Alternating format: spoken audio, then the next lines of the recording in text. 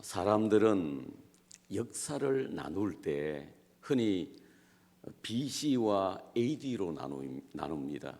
BC, Before Christ, 예수님 오시기 전, AD, 아노미 도미니라고, 정확한 번역은 주의 은혜 안에라고 하는 뜻입니다. 그러니까 다시 말하면 역사는 예수를 중심으로 해서 나누어집니다. 예수님 오시기 전과 예수님의 은혜 안에 있은 이후로 나누어집니다. 여러분은 예수 믿으신 지 얼마나 되십니까? 그리고 예수 믿고 난 뒤에 내가 참으로 달라졌구나, 많이 변화되었구나 라고 하는 것을 느끼고 계십니까? 주 예수 내 맘에 들어와 계신 후 변하여 새 사람 되고 라고 하는 찬양이 있습니다. 예수님이 내 안에 들어오시고 난 후에 변하여 새 사람 되었다는 고백입니다. 저도 따지고 보면 예수가 내 안에 들어오고 성령 받은 후에 좀 과장돼서 말하는 것인지 모르겠지만 180도로 달라졌습니다. 완전히 달라지더라고요, 사람이. 이전 것은 지나갔으니 보라 새 것이 되는 거예요. 사랑하는 여러분, 새해에는 새롭게 되고 변화되는 이런 역사가 있게 되시기를 축원합니다. 베드로는 그 갈릴리 바다에서 고기 잡는 어부였습니다. 그는 어릴 때부터 거기에서 자라났고 자연스럽게 어부가 되어서 고기잡기가 그의 직업이었습니다. 아마 그의 인생이 예수님 만나지 않았으면 그렇게 평생을 고기잡이하면서 갈릴리 바닷가에서 살았을 것입니다. 그런데 어느 날 밤새도록 그물을 던지며 고기 잡았는데 한 마리도 못 잡았어요. 이건 기적이지요. 충격적인 일이 있을 때 여러분, 평소에 일어나지 않았던 엄청난 일이 일어났을 때 그 의미를 깨달아야 됩니다. 이것이 도대체 내 인생에, 내 삶에 무슨 의미가 있는지 깨달아야 됩니다. 그런데 한 마리도 그 밤에 못 잡고 아침이 되자 그물을 싣고 있었는데 예수님께서 당신 깊은 데로 가서 그물을 내려 고기를 잡으라고 하시는 거예요. 그런데 베드로 생각에는 깊은 데는 고기가 없어요. 그리고 지금 밤새도록 수고했지만 한 마리도 못 잡았고 그물을 싣고 있는 상황이잖아요. 다시 그물을 챙겨서 깊은 데로 가서 고기를 잡는다는 것은 어려운 일입니다. 그런데 예수님의 말씀이 권위가 있어서 그런지, 그렇다고 해서 깊은 데로 가서 그물을 던지면 많은 고기를 잡으리라고 기대는 별로 안 했을 거예요. 없으니까요. 말씀에 의지해서 깊은 데로 가서 그물을 던졌는데, 여러분, 밤새도록 잡았지만 한 마리도 못 잡았는데 한 번 던졌는데 그물 가득 잡았고요. 얼마나 많이 잡았는지 그물이 찢어지는데 2배 친구 오라 그래서 2배에 나누어 담았더니 배가 잠길 만큼 되었다고 했습니다. 여러분, 이때요 베드로가 만세를 부르고 그러지 않았습니다. 베드로가 예수님 발 앞에 엎드려서 주여 나를 떠나소서 나는 죄인이로소이다 그럽니다. 정신이 바로 돌아온 거예요. 예수님이 보통 분이 아니고 하나님이신 줄 안 거예요. 내가 갈릴리 최고의 어부인데 밤새도록 고기잡이 했지만 한 마리도 못 잡았는데 깊은 그곳에 고기가 몰려있다는 사실을 알고 있는 이분은 도대체 누구란 말인가? 그래서 나는 자격 없으니까 나를 떠나라고 주님께 고백했을 때 주님께서 말씀하시죠. 내가 이때까지는 갈릴리 바다에서 고기 잡는 어부였지만 이제 사람 낚는 어부가 되라고. 베드로 인생이 확 달라지는 거예요. 평생을 고기잡이하며 살았을 수밖에 없었던 사람이 이제 예수님 만나고 사람 생명 구하는 복음 전하는 하나님 사람으로 살게 된 것입니다. 베드로가 사명의 길을 가르면서 여러분 그가 얼마나 부자인지, 얼마나 이쁜 아내를 데리고 다녔는지, 얼마나 삶이 윤택한지 그런 거 하나도 나오지 않습니다. 베드로는 사명을 아는 거예요. 삶의 의미를 찾은 거예요. 여러분, 삶의 의미, 오늘 우리가 나누고자 하는 주제인데 굉장히 중요합니다. 선진국, 우리나라도 마찬가지죠. 선진국 대열에 들어섰으니까 복지가 잘 된 국가에서 여러분 왜 자살률이 많은지 아십니까? 오히려 가난하고 힘든 나라보다도 자살률이 훨씬 많습니다. 복지국가에서. 우리나라도 마찬가지죠. 삶의 의미를 찾지 못해서 그래요. 잘 먹고 잘 사는데 내가 왜 사는지 모르는 거예요. 인생의 의미가 없어요. 그래서 죽어버리자고 죽는 거예요. 삶의 의미를 그 하나의 치료법으로 개발한 의사가 있었는데 제가 지난번에도 한 말씀을 빅터 프랭클이라고 하는 아우슈비츠 수용소에서 살아남은 몇 안 되는 사람입니다. 사람들이 프랭클에게 당신은 어떻게 그 지옥 같은 수용소에서 살아남을 수 있었느냐고 질문했을 때 그는 이런 말을 했습니다. 어떤 상황에서든지 아무리 지옥 같은 상황이랄지라도 그 상황을 대하는 입장은 사람마다 다르다. 어떤 사람은 절망의 마음으로 대하는 사람이 있고 어떤 사람은 긍정적으로 대하는 사람이 있다. 나는 어떤 상황에서도 긍정적인 마음으로 대했다. 아우슈비츠 수용소에서도 나는 긍정의 마음으로 하루하루 살았다. 그래서 살아남았다고 고백했습니다. 오늘 본문에서 그 시편 기자는 이 솔로몬의 시인데요, 이런 말을 합니다.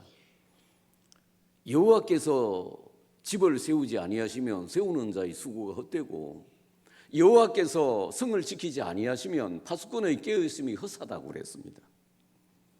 너희가 아무리 일찍이 일어나고 늦게 눕고 수고의 떡을 먹어도 헛되다고 그랬어요. 여러분, 우리 인생에 대해서 예수님이 진단하시기를 수고하고 무거운 짐진 인생이라고 그랬어요.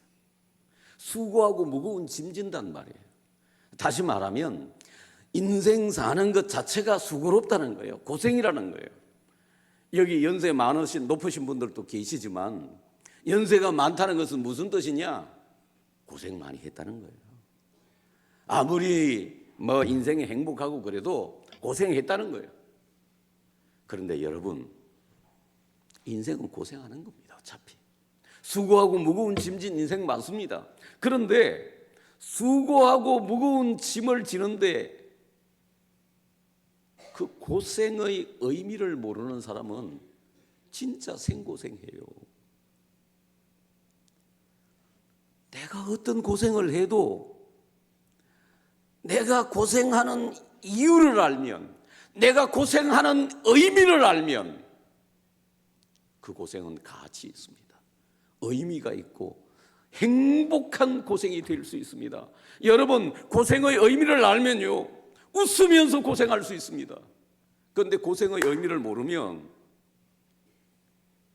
생고생이에요. 지옥 같은 인생을 사는 거예요.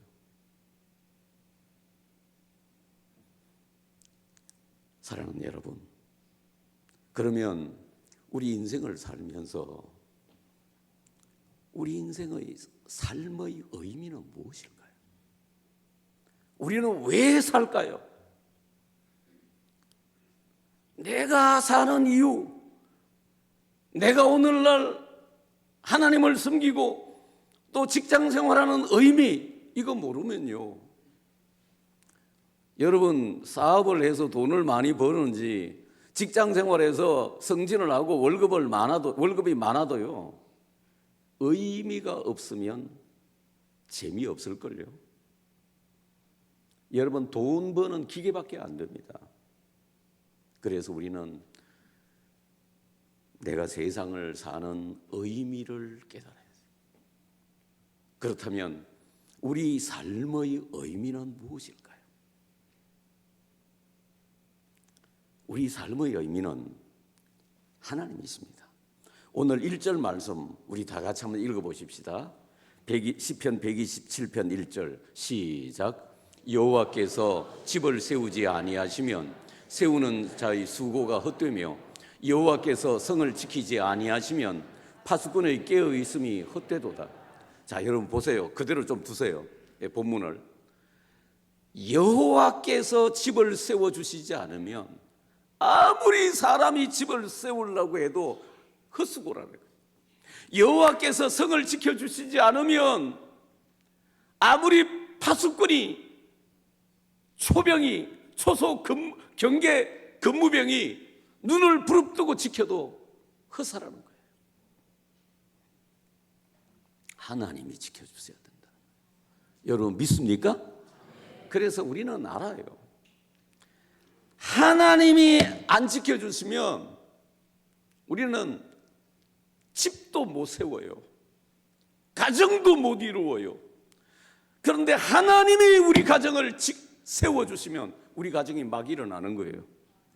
하나님이 우리 교회를 지켜주시고 우리나라 지켜주셔야 합니다. 그런데 하나님이 안 지켜주시면 아무리 대통령이 정치를 잘하고 군인들이 국방 잘해도 나라가 무너지는 거예요.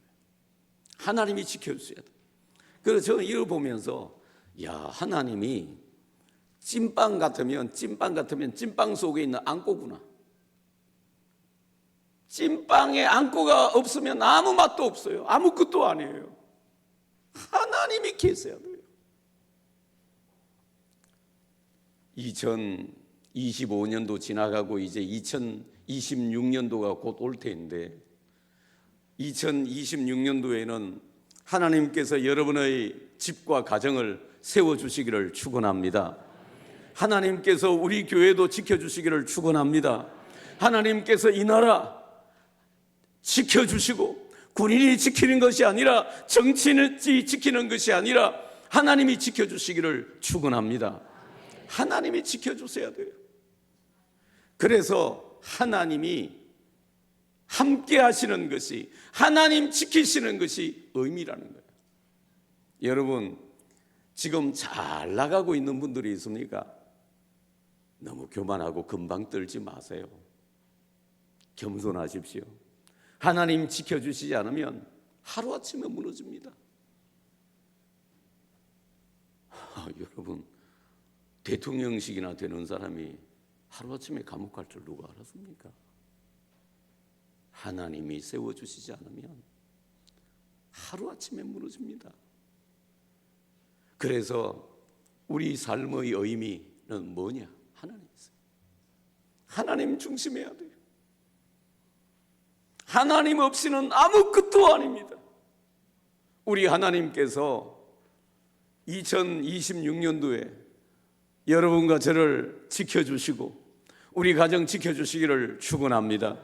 우리 교회도 지켜주시고 우리 나라도 축복해 주시기를 축원합니다. 하나님만이 우리 인생의, 우리 삶의 희망이며 삶의 의미입니다. 그리고 우리 삶의 의미는 평안입니다. 여러분 2절에 이런 말씀이 있습니다. 하반절에 보면 너희가 일찍 일어나고 늦게 누우며 수고의 떡을 먹음이 헛되도다. 그러므로 여호와께서 그의 사랑하시는 자에게 뭘 주신도다? 잠을 주시는도다. 하나님이 사랑하시는 자에게 잠을 주신대요. 하나님이 주시는 잠, 이게 뭐냐? 설교 시간에 자는 거 아닙니다. 집에서 살짝 낮잠 자는 거 아닙니다. 숙면이에요. 평안의 잠이에요. 평안이에요. 요즘 불면증 걸린 분들도 참 많죠. 얼마나 고민이 있어서 불면증 걸릴까 안타깝기도 하는데, 그런데 하나님께서 밤에 우리가 숙면을 취할 수 있다는 것도 하나님의 축복이에요. 평안이 없으면 절대로 숙면을 못 취해요. 여러분, 하나님께서 우리에게 평안 주십니다. 세상은 우리에게 평안 못 줍니다. 여러분, 이런 상황, 이런 광경을 한번 생각해 보십시오. 여러분의 남편이나 자식들이 직장에서 하루 종일 일하고 이제 저녁에 퇴근할 때는 파김치가 되어서 돌아옵니다. 그런데 집에 돌아와서 평안을 누리는 거예요. 안식을 누리는 거예요. 집에 돌아오자마자 또 싸우고 이런 게 아니고, 바깥에서는 열심히 일하고 파김치가 되어서 돌아갈지라도 집에 돌아와서 평안을 누리는 거예요. 이 평안이 우리에게 있어야 합니다. 그런데 이런 평안을 누가 주시느냐? 하나님이 주세요. 그래서 여호와께서 사랑하는 사람에게 주시는 특징 가운데 하나가 평안이에요. 평안의 잠이에요. 사랑하는 성도 여러분, 우리가 평안해야, 자, 우리 아멘 하십시다. 여러분과 제 마음속에 2026년 올 한 해 주님이 주시는 평안이 충만하시기를 기원합니다. 우리가 평안이 충만해야 되는 거 대단히 중요한데, 왜냐하면 우리가 평안해야 평안 속에서 아이디어도 나오고 지혜도 나오고 용기도 나오고, 여러분, 일할 수 있는 추진력도 나와요. 내 마음이 전쟁터 같으면 아무것도 못합니다. 여러분, 능력 100% 중에 30%도 발휘하지 못합니다. 평안해야 돼요. 이 평안을 누가 주시느냐? 하나님이 주세요. 여호와께서, 주어가 여호와요, 여호와께서 사랑하시는 자에게 평안을 주신다, 잠을 주신다 그랬어요. 세상은 어차피 불안하고 살벌합니다. 들려오는 소식이, 여러분, 굿뉴스, 좋은 소식이 많습니까? 좋은 소식 별로 없습니다. 살벌한 소식, 사람 죽이는 소식, 협잡한 소식. 여러분, 이 살벌한 상황 속에서도 하나님이 사랑하시는 사람, 하나님 믿는 사람 마음 속에 평안이 있어야 하는 것입니다. 그 대표적인 평안이 예수님 제자들과 함께 갈릴리 바다 배 타고 지나가실 때 예수님께서 배 뒷전 고물에서 배기를 베시고 주무셨거든요. 그런데 그 상황이 어떤 상황이냐면 막 풍랑이 쳐요. 그래서 제자들이 예수님 왜 주무십니까? 예수님 깨우잖아요. 우리 다 죽게 생겼습니다. 여러분, 이런 그림을 한번 그려보세요. 저는 성경 읽다가 그림을 많이 그려요. 그냥 그리는 게 아니고 상상 속에서 막 풍랑이 휘몰아치고 막 물결이 배에 막 들어오는데 예수님은 배 뒤에서 평안히 주무시는 거예요. 이게 진짜 평안해요. 세상은 불안해도, 세상은 소요가 일어나도, 세상은 너무너무 힘들어도, 내 삶이 어렵고 괴로워도 예수님 안에 있는 평안, 어떤 상황에서도 하나님이 주시는 평안의 잠을 잘 수 있는 이 평안이 여러분에게 충만하시기를 축원합니다. 이 평안이 세상을 이기는 힘이에요. 사람이 밥만 먹고 어떻게 삽니까? 예?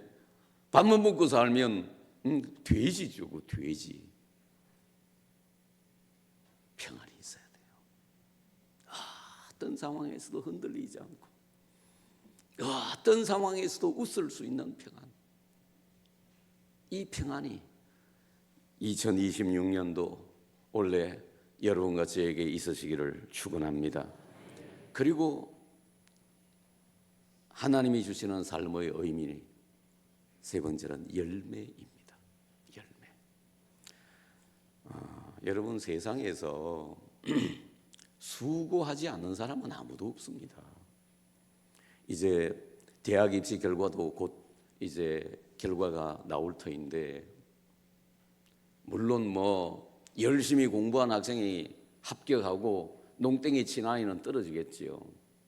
그런데 열심히 하고도 떨어지는 애들 많습니다.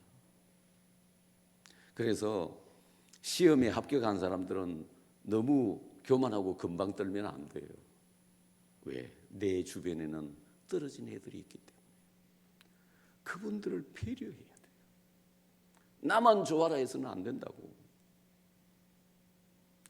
그런데 어떤 사람은 열심히 수고하는데도, 정말 수고하고 노력하고 애를 썼는데도 열매가 없어요. 수고하지 않았는데 열매 없는 것은 뭐 괜찮아요. 뭐 수고 별로 안 했으니까. 그런데 열심히 했는데도 불구하고 열매가 없어요. 정말 이런 분들 많습니다. 그래서 성경에 보면 수고한 대로 열매 맺는 것이 복이에요. 여러분, 공짜 너무 좋아하지 마세요. 우리 다 같이 아멘 하십시다. 여러분과 제가 수고하는 대로 열매 맺게 되시기를 축원합니다. 오늘 시편 127편은 열매 이야기하면서 태의 열매, 자식의 열매를 이야기합니다. 이제 부모가 나이가 많고 나이가 들면 이제 자식이 잘 되는 것밖에 기대할 게 없습니다. 자식 잘 되는 게 가장 축복이에요. 태의 열매는 그의 상급이라고, 여호와의 기업이라고 그랬어요. 여러분, 우리가 인생을 살면서 우리가 일하는데도 열매 맺는 것이 인생의 보람이요 의미예요. 아무리 일해도 실패하고 아무리 일해도 쭉정이밖에 나오지 않으면 그거는 정말 아픈 거예요. 2026년도 올 한 해 여러분 삶 속에서 풍성한 열매 맺으시기를 축원합니다. 이런 열매를 통해서 우리가 인생의 보람과 의미를 찾을 수 있는 거예요. 자식의 열매는 뭐겠습니까? 학업의 축복을 받고 대학 진학도 잘하고 결혼도 하고, 이게 열매잖아요. 우리나라의 열매는 뭐겠습니까? 우리 가정의 열매는 뭐겠습니까? 평안이고 축복이잖아요. 우리가 손으로 일한 대로, 수고한 대로 여러분과 저희 삶 속에 열매 맺는 보람과 삶의 의미가 있게 되시기를 축원합니다. 열매 맺어야 돼요. 천하 없어도 열매가 있어야 돼요. 그런데 열매 맺는 사람은 너무 교만하지 말고, 내가 인생 살면서 마이너스를 했다, 쭉정이밖에 못 거두었다, 그런데 그 의미를 깨달아야 돼요. 그러면 나중에 열매 맺을 수 있습니다. 사랑하는 성도 여러분, 제가 설교를 시작하면서 BC와 AD에 대한 이야기를 했습니다. 예수 그리스도를 중심으로 해서 예수 전과 예수 후로, 예수 전과 예수 만나기 전과 예수님의 은혜 안에 있은 이후로 역사는 나누어졌습니다. 여러분은 예수님을 마음에 받아들이고 얼마나 변화되었습니까? 지금도 날마다 변화되고 새로워지십니까?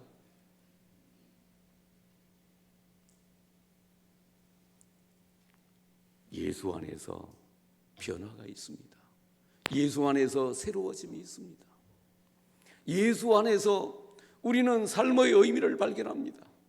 내가 아무리 부자고 권력이 높고 지위가 올라간다고 그래도 그 속에서 의미를 찾지 못하면 아무것도 아닙니다. 돈은 많은데, 지위는 높아가는데 의미를 못 찾으면 인생이 허무해지고요, 나중에 자살할 수도 있습니다. 그래서 우리가 무엇을 하든, 고생을 하든 성공을 하든 인생의 의미를 찾는다는 것, 내가 왜 사는지, 하나님께서 나를 세상에 보내신 이유가 뭔지, 가련교에 보내신 이유가 뭔지, 그 의미를 찾는 사람은 행복한 사람입니다. 인생의 의미가 무엇입니까? 하나님입니다. 하나님이 세워주시지 않으면 아무리 집을 세워도 세우는 자의 수고가 헛되고요, 하나님이 지켜주시지 않으면 아무리 파수꾼이 성을 지켜도 헛삽니다. 하나님이 집도 세워주시고, 하나님이 나라도 지켜주시고, 하나님이 우리 교회도 지켜주셔야 합니다. 원래 하나님께서 여러분과 저와 우리 가정을 세워주시고 지켜주시기를 축원합니다. 삶의 의미는 평안입니다. 이 속에서 우리는 평안을 누려야 돼요. 저는 그 기도 응답을 받는 사람 가운데 하나입니다. 기도 응답을 받는데 어떤 경우에는 하나님께서 이렇게 마음속에 말씀을 주시지 않아도요, 저는 눈치를 챕니다. 기도의 응답이 주로 어떻게 오는가 하면 평안으로 와요. 평안하면 기도 응답된 거예요. 그래서 우리 그리스도인의 마음의 평안은 굉장히 중요합니다. 미안하지만요, 태산이 엎어져도, 태산이 우리 위에 깔려도 우리는 하나님 바라보고 평안할 수 있어야 됩니다. 겁낼 필요 없습니다. 내가 너와 함께 하겠다고. 하나님, 여러분 예수 믿으면서 또 말씀 들으면서 하나님께서 여러분에게 주신 말씀, 이거 하나님께서 내게 주신 말씀이다 깨닫는 그런 거 있으시죠? 그러면 그 말씀을 붙잡고 주장해요. 평안을 누려야 돼요. 원래 세상은 여전히 불안할 것이고 안 좋은 소식들도 많을 것입니다. 그런데 원래 여러분과 저에게 주님 주시는 평안이 충만하시기를 기원합니다. 그리고 원래 우리 하는 일마다 열매 맺으시고 하는 일마다 하나님의 축복 누리게 되시기를 축원합니다. 열심히 성실히 사십시오. 열매 맺게 하시는 분은 하나님입니다. 4, 3, 2, 새해가 왔습니다.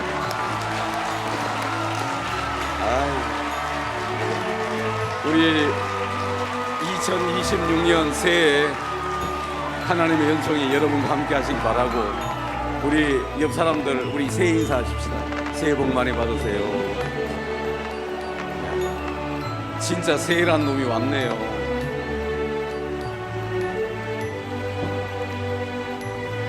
두 사람만 인사해서요. 앞뒤로도 좀 인사해요. 새해 복 많이 받으세요.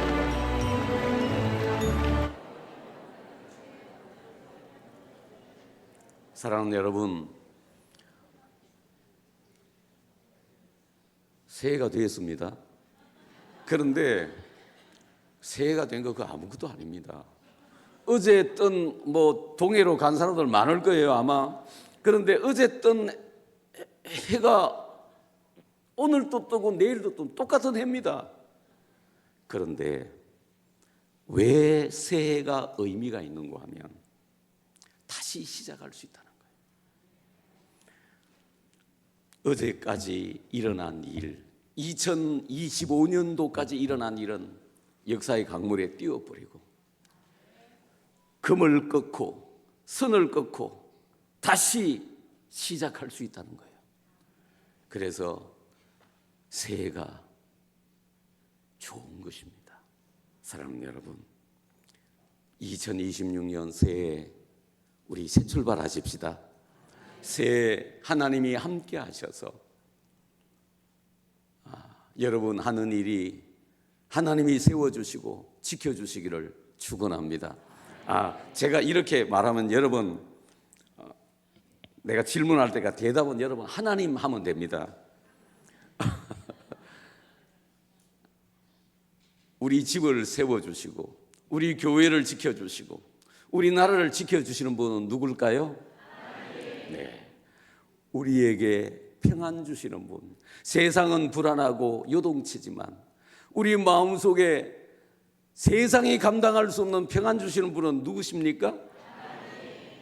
우리로 하여금 열매 맺게 하시고 삶의 보람과 의미를 찾게 하시는 분 누구십니까? 하나님. 하나님과 함께 삶의 의미와 보람과 축복을 누리는 새해 되시기를 축원합니다. 기도하시겠습니다. 오늘 우리 기도할 때 합심기도 좀 하겠는데요. 먼저 오늘 주신 말씀 가지고 우리 한번 기도하시겠습니다. 새해 정말 저는 중요하다고 생각합니다. 삶의 의미를 깨닫게 해달라고. 늙었으면 늙은 사람답게, 젊은이는 젊은 사람답게 인생의 의미. 돈을 많이 버는 사람은 내가 돈을 많이 버는 의미가 무엇일까? 이유가 무엇일까? 죽고 싶다. 그런 사람은 내가 죽고 싶은 의미가 무엇일까? 여러분, 인생은 의미를 찾아야 돼요. 그 의미를 못 깨달으면 낭패입니다. 똑같은 고생을 해도 의미를 깨닫는 사람은 그 행복한 사람이에요. 그래서 우리 삶의 의미는 하나님이십니다. 하나님, 우리 집을 세워주십시오. 우리 자식을 세워주십시오. 우리 교회를 세워주시고 이 나라를 지켜주십시오. 하나님이에요. 아무리 세상이 불안하고 요동해도 하나님 주시는 평안이 우리 마음속에 충만하게 해달라고. 주님 주신 평안이 있어야 삶의 의미를 깨달아요. 내가 왜 사는지 알아요. 여기에서 지혜도 나오고 아이디어도 나오고 용기도 나오고 다 나와요. 하나님, 일하고 수고한 대로 열매 맺게 해달라고. 여러분, 설교 마치고 이 기도하는 시간이 제일 중요합니다.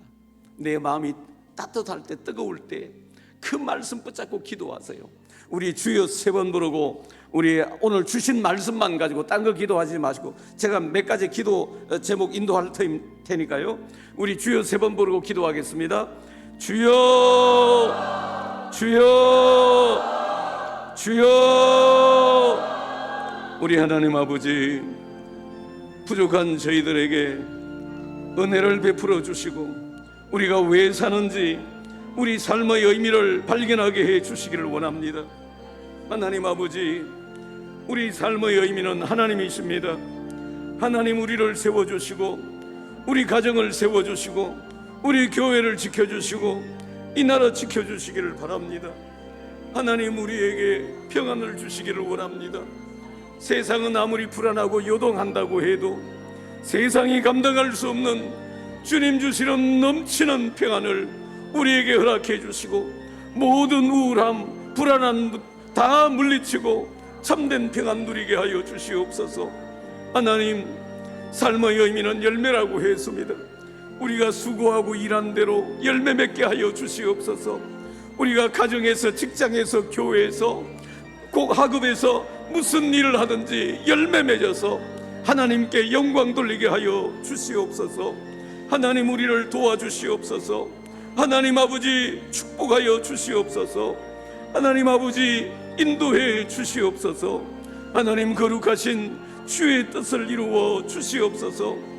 우리가 왜 사는지 삶의 의미를 발견하게 하여 주시고 하나님 아버지, 고생하더라도 행복한 고생 되게 하여 주시고 하나님 앞에 더 가까이 나가게 하여 주시옵소서.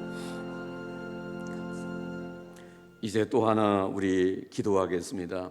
오늘 여러분 이 송구영신 예배 나오면서 우리 감사헌금 봉투에 여러분 1년의 기도 제목 적어서 냈습니다. 이 적어내는 것을요, 여러분 가볍게 생각하지 마십시오. 내가 그냥 되는 대로 사는 것하고 내 1년의 목표를 가지고 사는 것하고 다릅니다. 하나님, 2026년도에는 내가 이런 소원이 있습니다. 여러분 그 소원 요약해서 적어내셨죠? 하나님 이것 이루어 주십시오. 이런 소원 우리 하나님 앞에 기도하겠습니다. 여러분 이것은 여러분 개인 기도 제목이고 여러분 가정 기도 제목입니다. 그래서 이거는 1년 동안 여러분들이 해야 할 기도 제목입니다. 여기서 시작하는 거예요. 새해부터 우리 주여 한번 부르고, 하나님 원래 우리 기도 제목, 우리 소원 주님 은혜로 이루어지게 해달라고 주여 한번 부르고 기도하겠습니다. 주여, 우리 하나님 아버지 기도하고 간구합니다. 하나님 아버지, 올 한 해 우리 기도 제목 소원 적어냈습니다. 우리 하나님 응답하여 주시고 하나님의 은총과 위로를 더하여 주시기를 원합니다. 하나님 아버지, 하나님이 응답하시지 않으면 아무런 소용없습니다. 주님 도와주시옵소서. 우리 하나님 한 사람 한 사람 소망이 있습니다. 하나님 아버지, 우리의 소원이 있습니다. 우리 기도 제목 응답하여 주시기를 원합니다. 하나님 아버지 도와주시옵소서. 우리 하나님 도와주시옵소서. 우리 하나님 역사해 주시옵소서. 우리 하나님 아버지 인도해 주시옵소서. 성령의 인도하심 따라 개하게 하여 주시고 사역하게 하시고 하나님 성령의 권능과 능력으로 하나님 말씀 전할 수 있도록 도와주시기를 원합니다. 그래서 은혜롭게 마무리 짓게 하시고 하나님께 영광 돌리게 해 주시기를 원합니다. 하나님 도와주시옵소서. 우리 마음의 소원들 이루어 주시옵소서. 제가 이 시간 하나 더 기도하고 싶은 거 있습니다. 지금 여러분 혹시 문제가 있는 분들 계시면 그 문제를 놓고 우리 기도하십시다. 몸이 아프신 분들 계시면 그 아픈 데 손을 얹고 한번 기도하십시다. 문제가 있는 분들은 가슴에 손을 대고 기도하십시다. 오늘 내일 출산을 앞둔 자매도 있고 또 지금 아픈 분들도 있고 그렇습니다. 우리 하나님께서 치유해 주시기를 바랍니다. 내가 너희를 고치리라고 약속하십니다.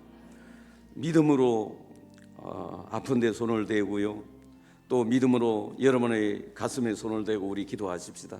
합심해서 한번 기도하겠습니다. 주여 한번 부르고 기도합니다. 주여, 우리 하나님 아버지, 이 시간 하나님 앞에 기도합니다.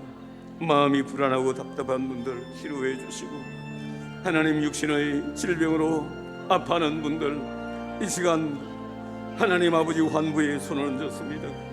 주님 만져주시옵소서. 치료해 주시옵소서. 새롭게 하여 주시옵소서. 하나님 아버지, 너희 중에 병든 자가 있느냐? 저는 교회의 장로들 찾을 것이요 저는 기도할 것이라고 했습니다. 나를 믿는 자에게 이런 표적이 따르니 병든 자에게 손 얹은 적 날이라고 하셨습니다.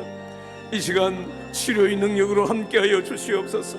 마음이 아픈 분들 치료하여 주시고 하나님 아버지 불면증도 치료하여 주시고 우리 하나님 능력으로 하나님 아버지 치료의 광선으로 임하여 주셔서 우리의 병을 고쳐주시고 새롭게 하여 주시고 주의 살아계심과 영광을 보여주시옵소서. 우리 하나님 도와주시옵소서. 우리 하나님 도와주시옵소서.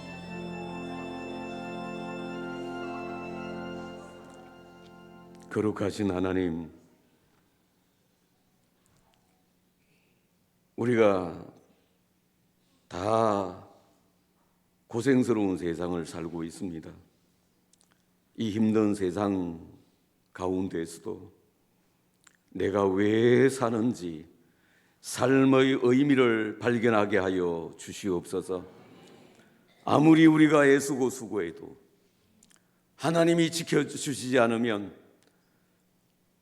성을 파수하는 사람의 수고도 헛된 것이고, 여호와께서 집을 세워주시지 않으면 세우는 자의 수고가 헛되다고 하셨습니다. 하나님, 우리를 세워 주시옵소서. 우리 집을 세워 주시옵소서. 우리 가련교회도 세워 주시옵소서. 하나님, 이 나라와 민족도 세워 주시옵소서. 세상은 요동하고 쉴 사이 없이 풍랑이 있겠지만 하나님, 우리 마음속에 주님 주시는 풍성한 놀라운 평강이 충만하게 하여 주시옵소서. 이 주님 주신 평안을 가지고 세상을 이기게 하여 주시옵소서. 우리 부족한 건 많습니다. 죄도 많이 지었습니다. 하나님도 많이 원망하고 사람도 많이 괴롭혔습니다. 미워하기도 했습니다. 우리 지난날 죄를 용서하여 주시고 우리 수고하고 노력한 대로 열매 맺게 하여 주시옵소서. 우리가 학교에서, 직장에서, 가정에서, 사업장에서 우리가 수고한 대로 열매 맺어 삶의 의미를 깨닫고 하나님께 영광 돌리게 하여 주시옵소서. 그리하여 2026년도 한 해는 하나님께 영광 돌리고 하나님의 연충과 축복을 누리는 복된 한 해 되게 하여 주시옵소서. 예수님 이름으로 기도하옵나이다. 아멘.